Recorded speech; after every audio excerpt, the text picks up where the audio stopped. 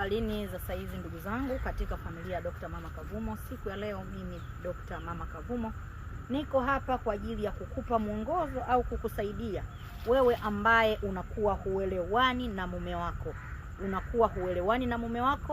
Huelewani, unakuwa mwanaume wako ni mkorofi, kwa sababu kuna wanaume wengine ni wakorofi ambao hawana masikilizano au maelewano mazuri.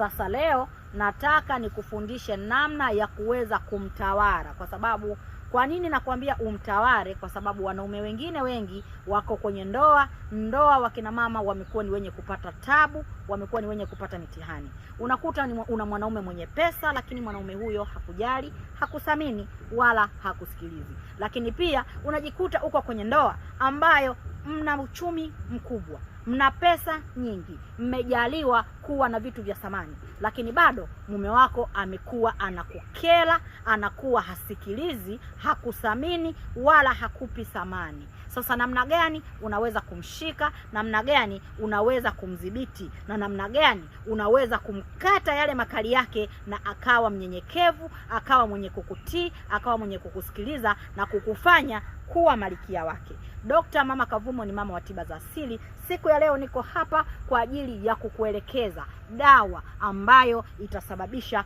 uthaminiwe, upendwe, usikilizwe kama malkia. Na utambue wewe mwanamke, unapoingia kwenye ndoa lazima ushike mamlaka, ushike utawala na usikilizwe na vile vile uthaminiwe.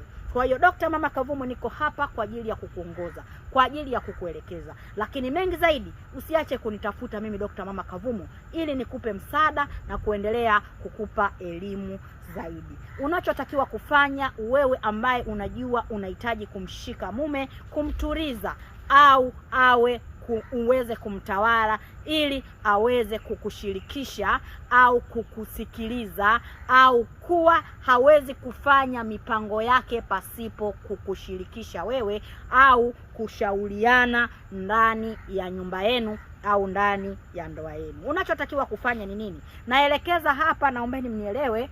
Sielekezi kwa ubaya, naelekeza ili kuhakikisha wewe mama unayeteseka, ambaye hakuna masikilizano kwenye ndoa, hakuna maelewano kwenye ndoa yako imekuwa changamoto, unakuwa na mawazo, unaingia kwenye msongo wa mawazo, unapata pressure kwa sababu tu mwenzi wako, mume wako hakusikilizi, hawezi, ni mkorofi, ana haiba ya ukari, hana haiba ya unyenyekevu kwako wewe, na umejaribu kufanya kila njia kumnyenyekea, kumfanya yeye kuwa mfalme, lakini bado mwanaume huyu amekuwa ni mwenye kukupa mawazo, kwa sababu amekuwa ni mkari, amekuwa hana unyenyekevu ndani ya ndoa yake. Sasa unachotakiwa kufanya ni nini? Unachotakiwa ni kwenda, yule mume anapokwenda kazini anakwenda amevaa viatu. Sasa vile viatu anapokuwa amevaa, anaporudi nyumbani lazima, hata kama na usafiri, lazima atashuka, atatembea, ina maana vitaingia mchanga au vitabaki na mchanga.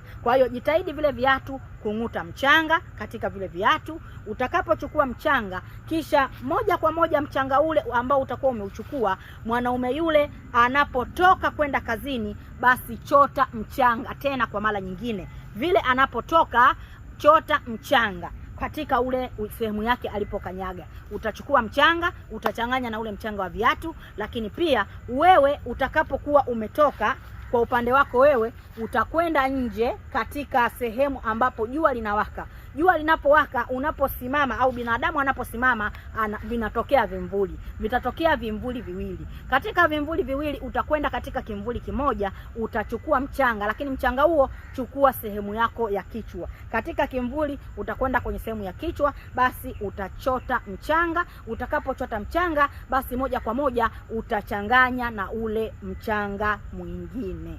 Lakini utakapofanya hivyo, nazungumza tena, tunafanya kwa ajili ya kutengeneza, ila hatufanyi kwa ajili ya kukomoa.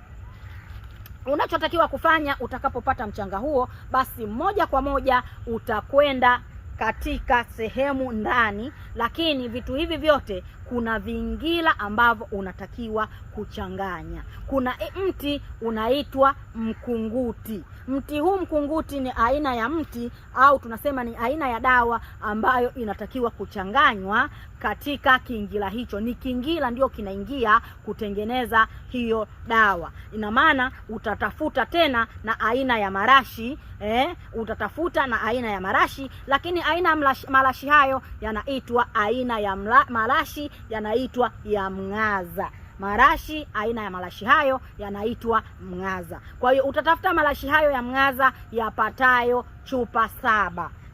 Utatafuta marashi ya mng'aza zipatazo chupa 7. Lakini mbali ya hiyo uwe ushatafuta huo mti ambao unaitwa mti wa mkunguti kwa ajili sasa ya kwenda kumnuia yule mwanaume, maana utatakiwa yapatikane makaa 7, ambapo mti ule wa mkunguti utakuwa umesagwa, utachanganya na yale makaa 7, utakwenda utawasha moto, kisha utachoma dawa ile katika jiko, kisha utatia manuizi vile unavyotaka. Kwa hiyo utazungumza vile unavyotaka kwamba mume wangu nataka awe mpole, mume wangu nataka awe mtaratibu, na chochote anaponiona mimi basi awe mtulivu na akili, uelewa wake na uwezo wake, basi asifanye maamuzi yoyote ya kifamilia pasipo kunishirikisha mimi. Mimi ndo taa yake, mimi ndo nuru yake, mimi ndo mwangaza wake. Naomba vitu hivi vyote ninavyovifanya hivi na mshika kwa ajili ya neema na baraka ya ndoa. Kwa hiyo utakapofanya hivyo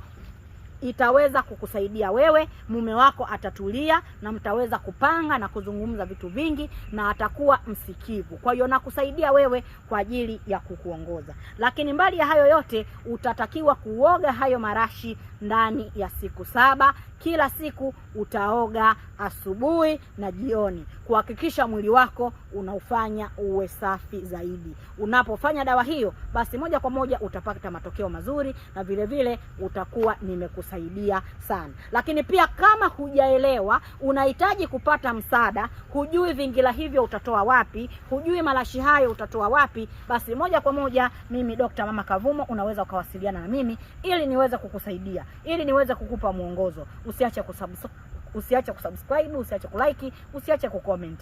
Karibuni, asanteni sana.